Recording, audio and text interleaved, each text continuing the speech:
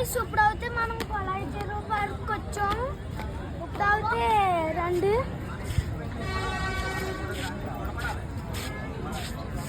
చాలా ఎక్కువగానే ఉన్నారు గాయస్.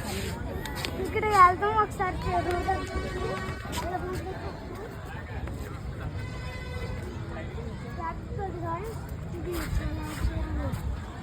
చూడండి ఎంత పెద్దగా ఉందో. అక్కడ వరకు ఉంది,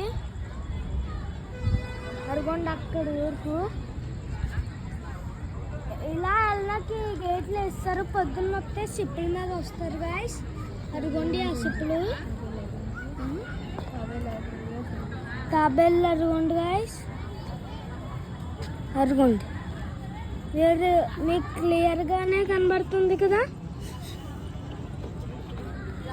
ఇప్పుడైతే మనం